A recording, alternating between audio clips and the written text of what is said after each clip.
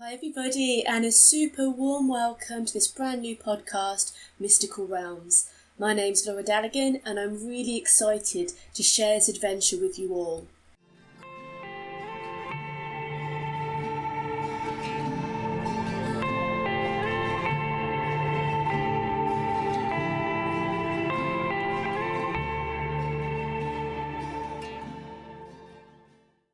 Mystical Realms is a podcast all about exploring the worlds of the fairies, the dragons, the myths, magic and mystical energies of the Otherworld.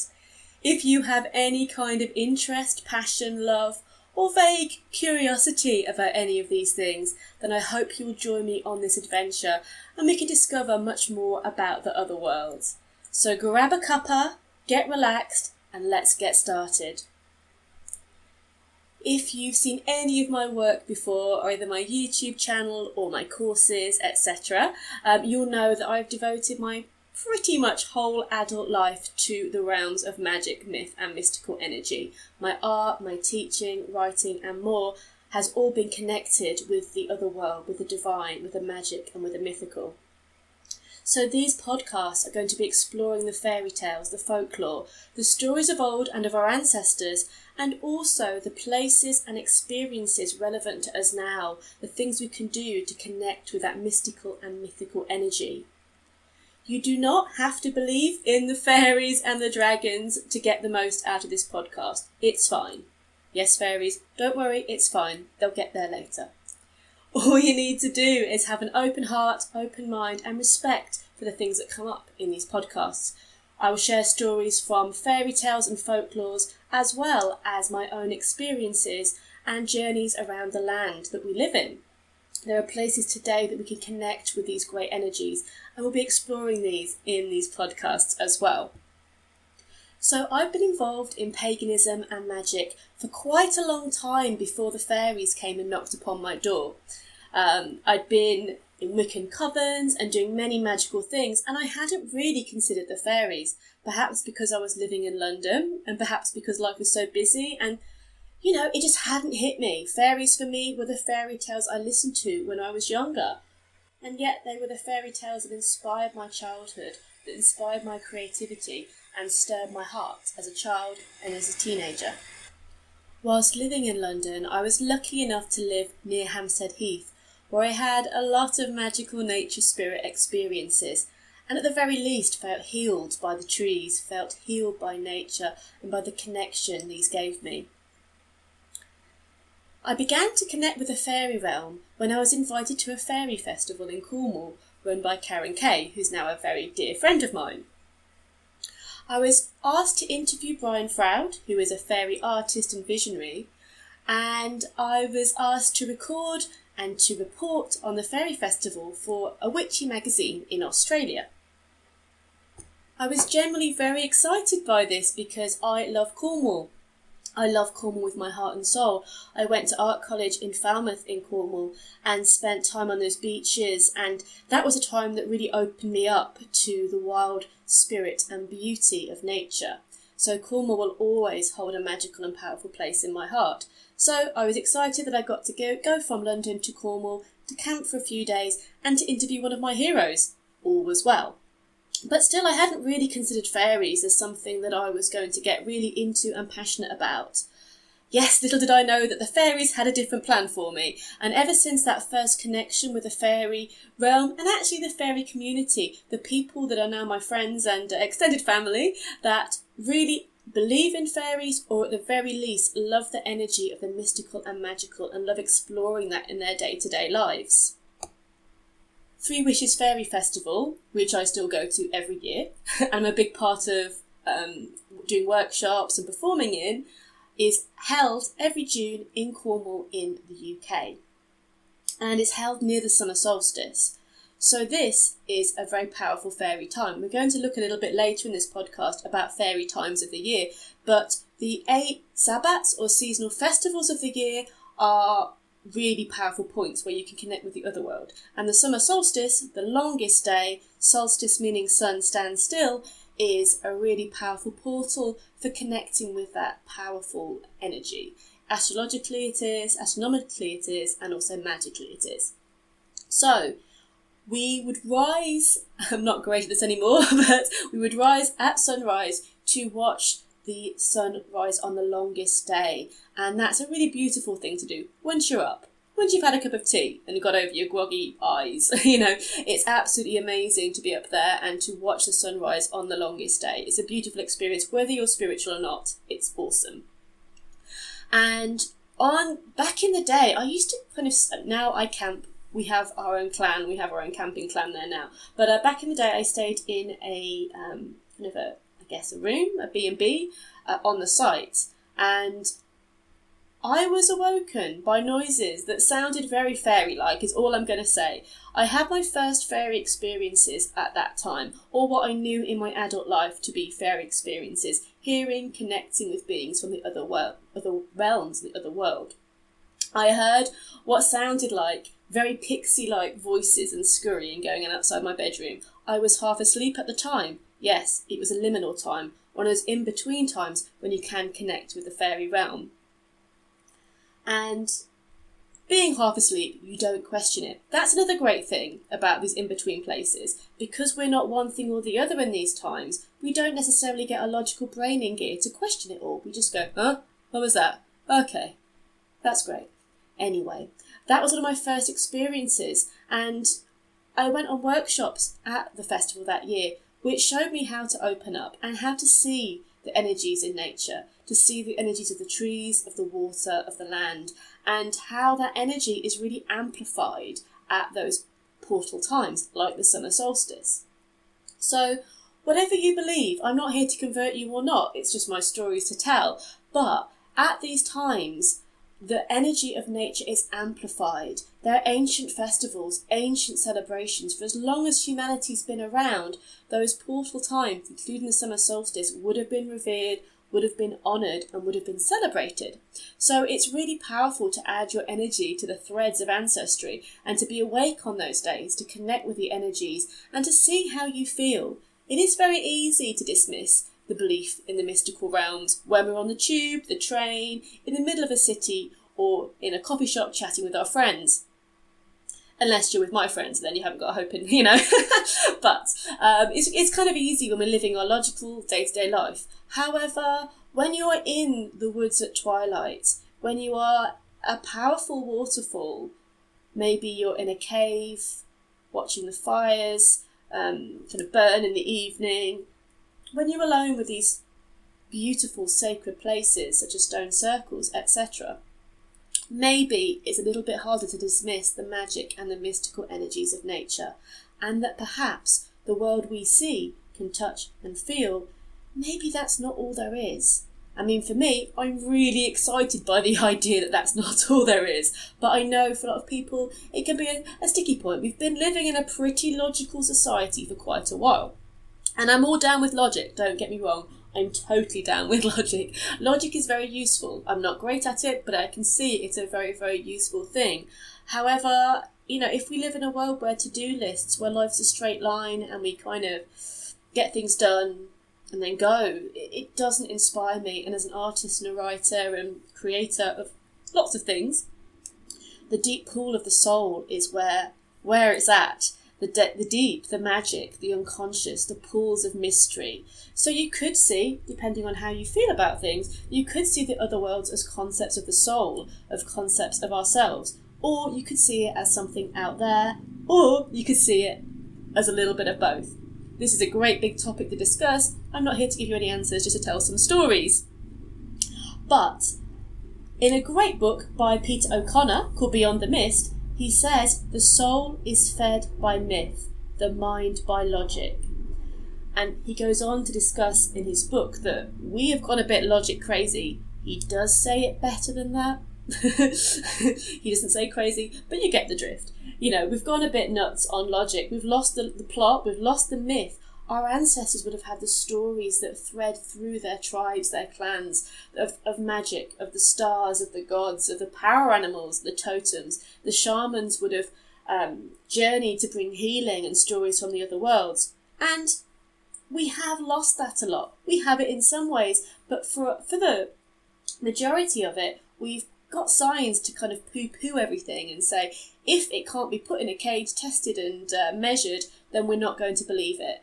And for me, that is a big step backwards in our wholeness and also our development. I'm also great with science, by the way. I'm absolutely fab with science and progressive energy and medicine. I'm not saying these things are bad things, but it's all about balance. We can't have the logic without the soul, because if we do, we get very depressed. And I feel like the energy, that's hit. People are, without the myths, without the stories of their ancestors and of their land, it can be quite hard to feel fulfilled and happy.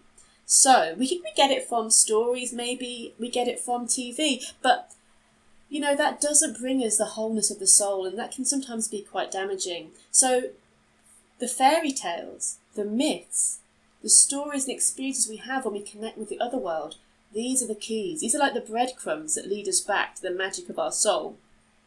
And these are the things that really excite me. So even though, back to my story of being in Cornwall, even though I was really involved in lots of magical stuff at the time in London, and that saved, that was amazing, there was something that needed to be added to the mix, and that was the fairies. That was the power of nature and the stories of the land and connecting with the fairy realm. This brought a lot of healing to me because it connected me back to the earth. I got this absolute urge at the time that I had to move to the West Country. And a few years later I did. I'm now in Glastonbury. That is another topic, a huge topic. We'll have a whole podcast or a whole series on Glastonbury in England, as it is the other world in this world, really. But more about that later. So it brought a big change in my life where I knew I had to be living more in nature. I knew I had to be more connected to the cycles and the seasons, and that being in sacred places of nature was very, very, very important to me. And it's also been a lot of fun. Like, literally, connecting with the fairy realm, connecting with the mystical and magical energies. It's a lot of fun and has brought me a lot of friends, actually. So it's been a really wonderful journey, adventure, not only to explore myths and fairy tales and folklore, not only to explore the land, the trees, the waterfalls, and tune into the energies there, but also to meet some awesome like-minded people and have great friendships and great discussions. So, what's, nothing bad about any of this. So, as I was saying, there are lots of different ways of connecting with the liminal, with the in-between. Again, this can be for connection with the fairy realm. We'll look at what the fairy realm is another day, because that's a massive topic. But you may have your own feelings, experiences of what that means to you. For me, when we say fairy, it's a huge umbrella. It's an umbrella that covers everything from the beings of the trees, the elves, gnomes, fairies with delicate wings, to massive fire spirits. It can cover all of the fairies and sprites and pixies and goblins that come up in fairy tales from all over the world. Now, what's interesting about this, I did say I wasn't going to go down this hole, but it started to go, so I'll just have a little further explore down this topic for a minute. What's really interesting to me is that all over the world, fairy tales have been told, or descriptions of fairy creatures have been recorded, which are very, very similar. And these were developed without potentially these two sides of the world connecting very much. So the local nature spirits all over the world have a very similar energy to them. They are specific to that environment, but they have a similar energy, and that really, really fascinates me. Anyway, let's not go down that conversational path right now. But as I was saying, if this is something you want to explore for your connection with finding out about the fairy realm and the different magical creatures all over the world, or perhaps you would like to explore this connection to feed the muse, to understand yourself more, to understand that big part of the iceberg that exists under the water, that huge unconscious realm of myth, magic, folklore, and of the archetypes, like Carl Jung categorised and spoke about in rich and wonderful ways. Those archetypes are global. We all have a feeling or a connection to that unconscious archetype, potentially of the wise man, the fool, the magician, the empress, the princess. These archetypes, by the way, are really wonderfully portrayed in the tarot. Again, that's another subject where I've got lots of videos on my YouTube about the tarot as well. But this is a rich, rich place to connect with our creativity. So we can explore these realms, explore these ideas to inspire us, to gain healing really as well, to find wholeness. Because you know what, just being logical all the time ain't going to bring you much healing. It's not. It's great. It's wonderful. It gets things done. And things do need to get done. Like, I want to make a podcast. I need to make things happen to get it done. But what I also need to do is explore the rich world that lies underneath, to explore my feelings and my dreams. Now, dreams and myths have that thread of being irrational, but in some way truthful. So we connect with them in a way that we go, well, you know, that probably didn't physically happen, but I feel it and it speaks the truth to me. So some people dismiss dreams as being nonsense, and some people go, wait a minute, there's something in there, there's a thread of truth that's going to relate to me in some way. And the same thing really is with myths and with fairy tales. Yeah, you know, probably not going to walk down the high street and see these things happening. Actually, in Glastonbury, you might do. Okay, that could be the case. But as a whole, you're not going to find those things happening. But, you know, there's something true about the tales we hear, about Robin Hood, about King Arthur, about Aphrodite, about all the gods and goddesses. We'll go on to them. There's so much to talk about. I might be here all day. But we will go on to these things. They may not logically make sense, but on a deep soul level they do. And the truth they speak to us brings us a great sense of personal wholeness and a blessing. And I think we need it, you know, as humans. Our ancestors have been doing this for a long time, and to cut it out of our lives or to replace it with something more, you know, more static, you know, isn't the most healthy thing that we could do. I think as humanity, what we need to do is get everyone around the fire telling stories, do some drumming, and kind of reconnect us a little bit. Anyway, I divulge. Whatever reason you have to connect with the other world, even if it's just a curiosity, that's all cool. We can do this by lots of different means. So, as mentioned, there are places we can visit which are what I call the in-between. There are states of being. There are times of the year. And we can look at all these energies. And there's also weather conditions as well. Like, there's so much to go into. But I will try and calm myself down. So, okay, let's begin with places in nature, because this is something we can all do. You know, we can go for a walk, go for an adventure. We can go and sit or be in these places. And again, what we feel, believe, or not does not matter. It's kind of irrelevant. It's that we get the best experience from being in these places. That in some way, by connecting with nature and these magical and sacred spots, our lives are blessed, our lives are improved, and that we can really integrate that into our world and be better people, maybe, or be more whole people, more magical, more inspired people, and that energy can ripple out into the world, because that's what it's all about, really. And into the worlds, because we're going to talk about between the worlds. Though this may need to be more than one podcast, as I'm aware that I'm going on as I do. So, where are the places we can go to connect with the sacred, divine, the magical, mythical and mystical? Let's just call it the between places, alright? So it kind of puts it in a little bubble. You may already have a place that you go to. You may already have a space that you feel, I go here and I am connected to the world, to nature. I feel healed, I feel happy. I actually feel a bit magical when I'm here. So, that is your place. No matter what everyone else tells you, you know, that you should go to Stonehenge, though I do love Stonehenge, and you should all go to Stonehenge, but wherever you feel that is right for you, that's your place, and that is your personal power spot. So honour it, love it, go there as much as you can. But if you're not sure where to go, or you want to explore somewhere different, places that are between the worlds are quite obvious to spot because they really are between. So, waterfalls. St Nectan's Glen is in Cornwall. I will talk about Cornwall a lot. Is pretty much my favourite place in the world. It's a place where my soul just feels everything is as it should be.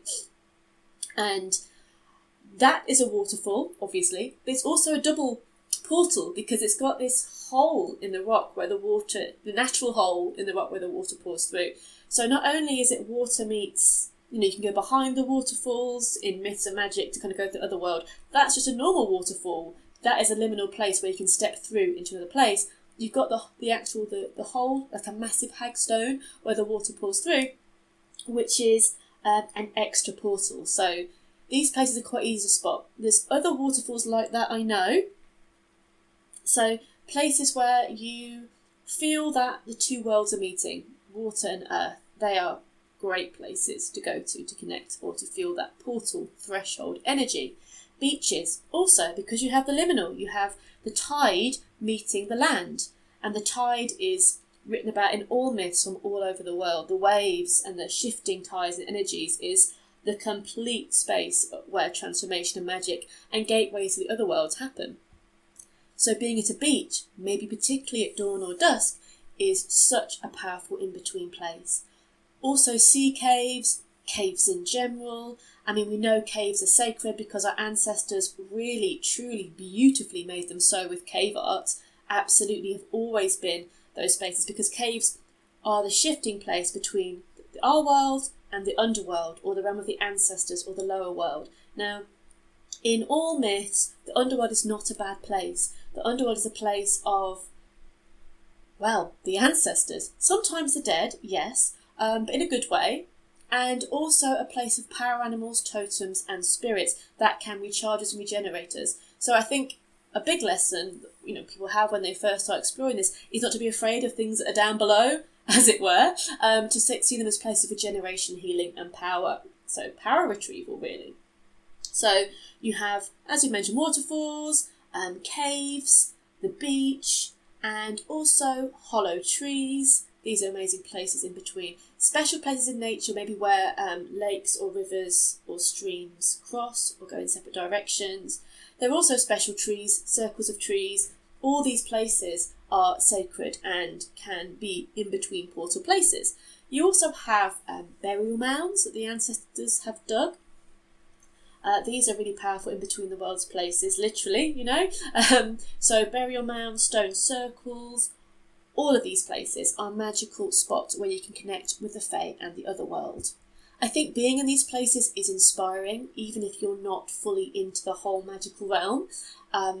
Being in these places fills you with wonder, and it gives you an opening to connect with your soul, with the ancestors, with the energies that surround you.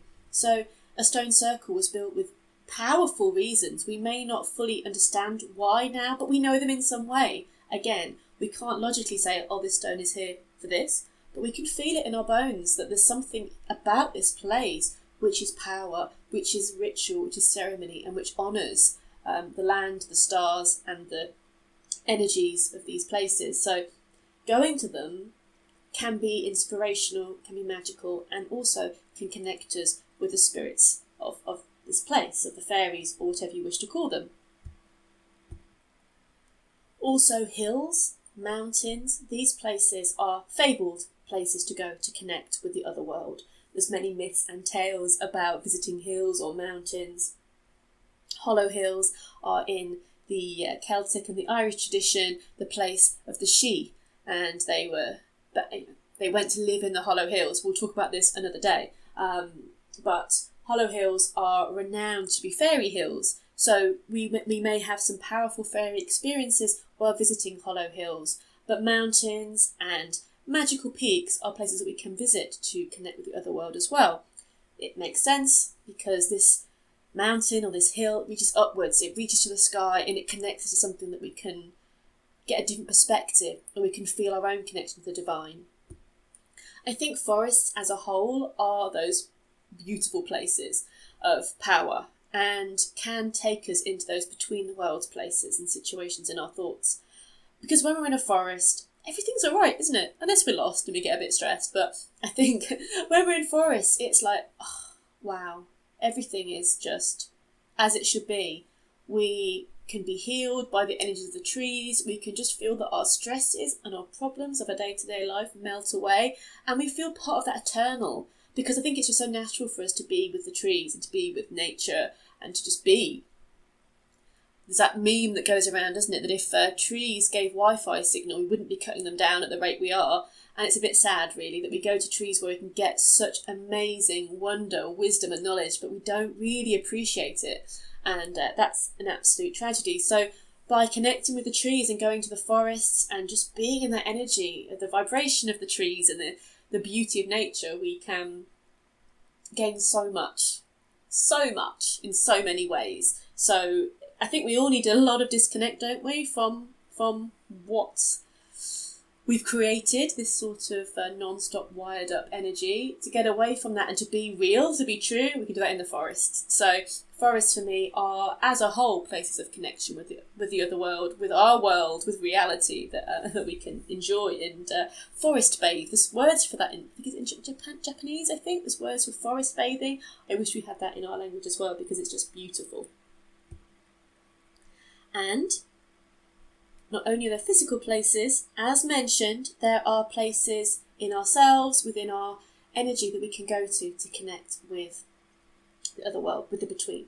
So, generally speaking, it's when we are in between spaces. As mentioned earlier in my Cornish adventures, half awake, half asleep is usually the time. If we're going to have a fairy experience, it's probably going to be in those times. So, I was, again, in Hampstead Heath in London many years ago, and I was snoozing a little bit in the sun, relaxing underneath a beautiful birch tree. She was a glorious tree, no mistake. And I was just drifting, just happily on a summer's day, drifting a little bit. And, well, I had an experience that was beautiful and powerful and very real to me, and was very clear visually, as well as hearing kind of the energies of a fairy, the spirit of the tree. So for me, that I always remember it. I always remember that very well. So being in those in-between spaces makes you open to feeling and hearing the connections of the other world. So snoozing, being awake, and also through meditation we can. So going into meditative states, that's a great way to kind of quieten the rational brain. It just needs a little break sometimes. The to-do list, everything else, just a little bit of a quiet time sometimes. And it allows a sacred space to open up. Shamanic journeying, as mentioned before, the shamans have always used drums. That's one way of going into a trance. So shamanic drumming works that the way the drum beats at a certain pace, it puts our brain into a different state. So we can, again, journey. So that's how it works. But it does open us up to things we can't, or that we don't allow ourselves to open up to when we're in our normal brain space. So that's one way of experiencing the other world. It's a very, very powerful way. Drumming is something I absolutely adore, and it's an ancient way of really bringing up the energy, going into that ecstatic space through drumming is really, really powerful. And also, also sometimes it can be the way when you're a bit poorly. The in-between space of being a bit poorly as well, that can shift your brain so that you sort of see things that you wouldn't normally see, or experiencing things you wouldn't normally experience. So what are the ways can we feel like we're in between space? Our dreams, again, they are in between, as long as we can have that sweet spot of being able to remember them, being able to remember what's going on. But any place where we are a little bit away from our normal world's day-to-day stuff, allowing the other world to come in and meet in the middle is really great for connection. So if you have any other ways that you like to connect to, any other ways that feel right to you, where you get into that in-between space, go for it. Let us know. It'd be fabulous to hear. Now, also in ceremony as well, when you go to ceremony, so if you are practicing or whatever you're doing, celebrating, when we go into a ceremony or a sacred space, a circle is cast. And when that circle is cast, it carves it out as a space between the worlds. That literally is what a circle is doing, a space where you can call in things, connect with things, do whatever you need to do, magically and emotionally and personally. So actually casting a circle, there's a video about that on my YouTube. That is a way of going between the worlds as well. But as I mentioned earlier on, also there are times of the year which are in between times. And as I record this, we are past Beltane in the UK in May, and the hawthorn, the fairy tree of the hawthorn, is in blossom. The elder's coming into blossom as well, and the bluebells are pretty much over now, I think, actually. But Beltane is one of the major portal times. So Beltane is May Day. It's a festival. It's the of life, a celebration of life and greenness and lushness. And in paganism and in folklore, it is the marriage of the May Queen and the May Queen. May Queen and May King, even. May Queen and the May King. So it's that sacred marriage of the divine masculine and the divine feminine, and so fruitfulness and fertility can be blessed upon the land. Maypoles, you probably know this, but maypoles are basically, an erect penis, and you're kind of dancing around it. That's basically the themes of maypoles. And we did it in school when we were kids. Fabulous. Anyway, so we're just past Beltane. Beltane, on the Wheel of the Year, Beltane is opposite Samhain, which is Halloween. These two are portals of life and death, and I find they're very linked. Even though Beltane's about life, Samhain's about death, because they're opposite on the Wheel of the Year, I think sometimes you have that crossover. You can't have one without the other, basically. So the Wheel of the Year, do check out my YouTube channel. There's a load about the Wheel of the Year on that. If you don't know anything about it, please do go and have a look. But this is about the 8 pagan festivals, which are mostly from ancient farming festivals, astronomical events and folklore. So it's really old magical stuff that we're working with here. And also, as you say, going towards the solstice, that is the day that is the longest. So we're celebrating something very real that we can connect with. But Beltane is traditionally a very fairy time. There was lots of folklore around Beltane, and one such folklore is if you go out on the dawn of Beltane and you wash your face in the dew from the hawthorn, the flowering hawthorn, then you will be forever beautiful, which is a lovely idea. You can also use it as a time to scry and to find the name of your true love. These are all the things of Beltane: beauty, love, life, eternal energy in that way, and very fairy. So it's a between the worlds time, those 8 points on the Wheel of the Year, and around that, like it's not having to be a specific day, but around those times are like those portal times where we're open to connection, inspiration and magic.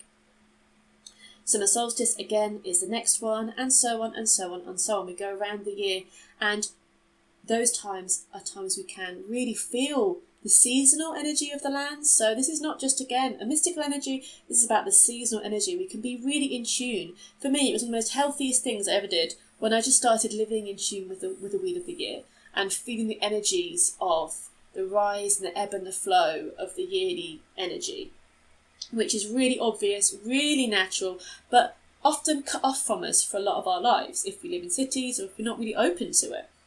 So it's one of the healthiest things I did, just literally being aware of the tides of the year, and also being aware of the tides of the moon as well. So the lunar portals, these are times in the thresholds, the full moon, the new moon, the dark moon.